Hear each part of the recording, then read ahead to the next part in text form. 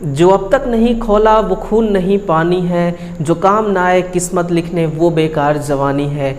याद रखिएगा दोस्तों, BSPSCL में इस बार चाहे कितना भी कंपटीशन रहे, आपको अपना एक सीट जो है इसको दोस्तों कंफर्म करना होगा। जो एक सीट का खेल है दोस्तों, इसको आपको बेहतरीन तरीके से खेलना होगा, एक बेस्ट खिलाड़ी के रूप में आपको खेलना होगा, ताकि एक जो सीट है आप उस एक सीट को कंफर्म कर सको, है ना, अपने नाम कंफर्म कर सको। क्योंकि ये जो भर्ती है लास्ट टाइम में दोस्तों 2018 में आई थी, अब काफ़ी गैप के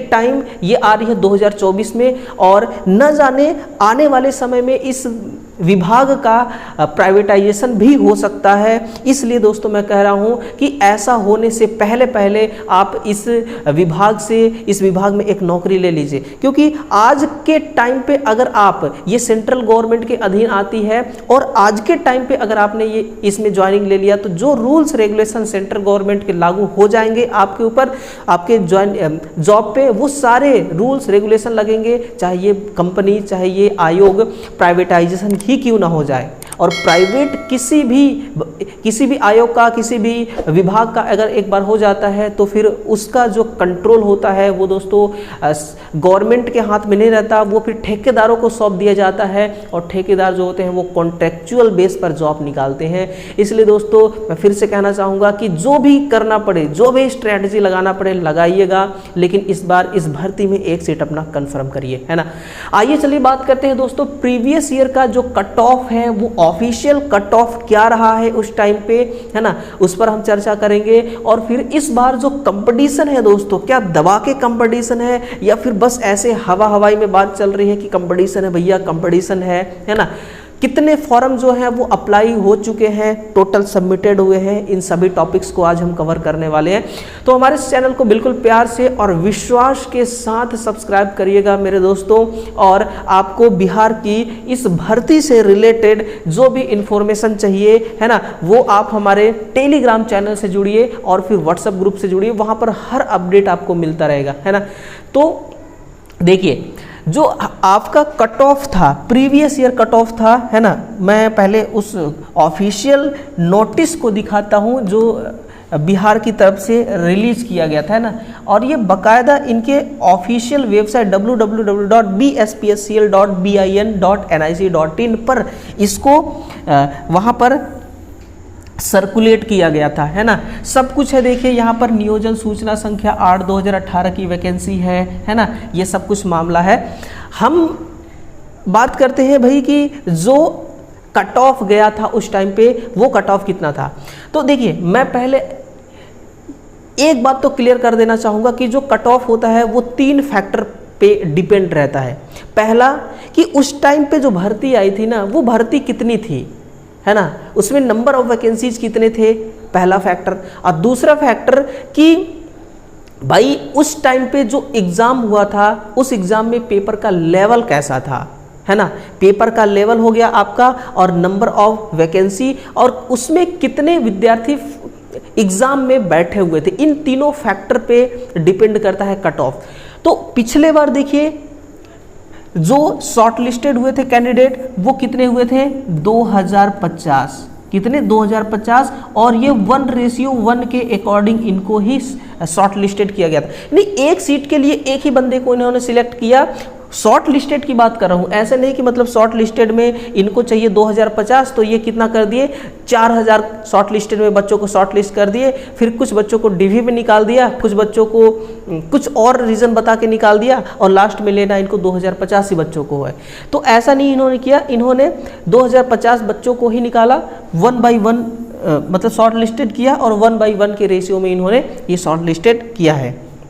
देखिए यहाँ unreserve ST SC EBC external backward class और बैकवर्ड क्लास, ये सब कुछ है। यहाँ जनरल का मतलब हम मेल समझेंगे, है ना, जनरल का मतलब मेल समझेंगे, क्योंकि हर कैटेगरी में यहाँ पर जनरल और वोमेन है। तो देखिए 58.90 गया है मेल का अनरिजर्व में, और 33.43 ये गया है फीमेल का, है ना, महिला कैंडिडेट का। तो बहुत ज़्यादा कट ऑफ नहीं गया है उस टाइम पर, लेकिन इसको देख करके आप ये मत सोचिएगा कि इस बार भी कट ऑफ ऐसे ही जाएगी, क्योंकि इस बार देखिए जो बच्चे हैं ना वो बिल्कुल धुरंधर, ऐसे ऐसे धुरंधर हैं, ऐसे ऐसे खिलाड़ी हैं दोस्तों, तुर्रम खां है, जो तैयारी इतने जोरों शोर से कर रहे हैं ना कि बिल्कुल दोस्तों उल्लू की तरह रातों रात जग रहे हैं, है ना। तो इसको देख करके हम अंदाज़ा नहीं लगा सकते हैं, बस मैं आपको दिखा रहा हूँ, आपके मन को एक संतुष्टि मिलेगी, है ना। फिर आ जाइए 80 में, जनरल में 46.83 और वोमेन में 8.69, बहुत ही कम गए, ना के बराबर। एसटी में देखा जाए जनरल का 52, वोमेन का 15, ईबीसी में जनरल का 52 है ना, सेम ही है, और वोमेन का 8.88, यानी कि यहाँ पर जो महिला कैंडिडेट है इनका बहुत ही कम जा रहा है। फिर वहीं पर आप बीसी का देख लीजिए, ये सारा सब कुछ है यहाँ पर आपके सामने है, इसको मैं टेलीग्राम पर डाल दूंगा, आप वहाँ से चेक कर सकते हैं, है ना। चलिए ये तो हो गई आपकी भाई इसकी बात कट ऑफ की, है ना, ये है ऑफिशियल कट ऑफ लिस्ट।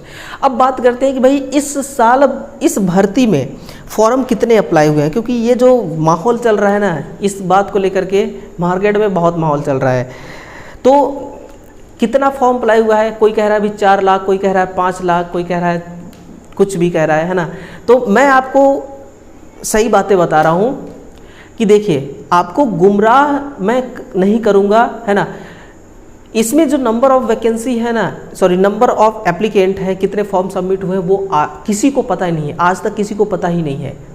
और ना ही ये जो आयोग है ये कोई लिस्ट निकालता है कि हाँ भाई इतने फॉर्म अप्लाई हुए हैं, है ना। तो किसी के पास ऑफिशियली नहीं है, सब हो गया, कोई माहौल बना रहा है, कोई कुछ बता रहा है, कोई एप्लीकेशन नंबर को देख करके बता रहा है, लेकिन सच्चाई यही है ना, कि किसी को नहीं पता सच।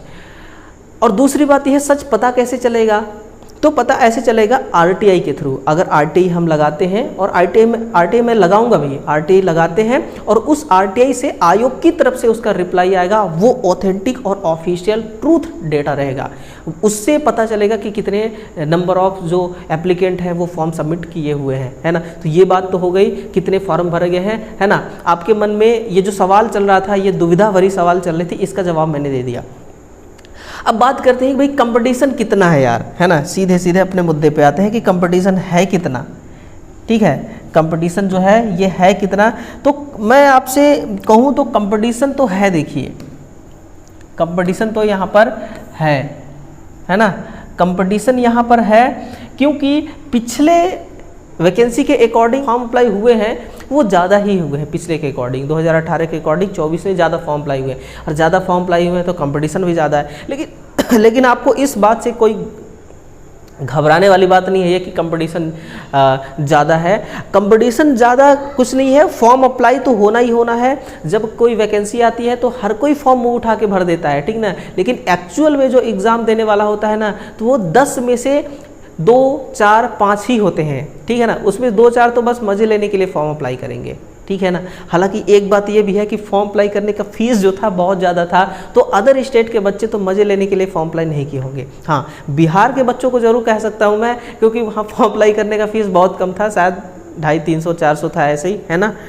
तो कुछ तो ऐसे टेस्ट लेने के लिए कि भाई हम भी बैठ के देते हैं कंपटीशन में किस प्रकार के क्वेश्चन आते हैं, ये सोच करके वो फॉर्म अप्लाई कर देते हैं, ठीक है ना। तो कंपटीशन से आपको डरना नहीं है, आपको सिर्फ आपका लक्ष्य दिखना चाहिए, ठीक है ना, और कुछ नहीं। आपका फोकस सिलेबस पर होना चाहिए।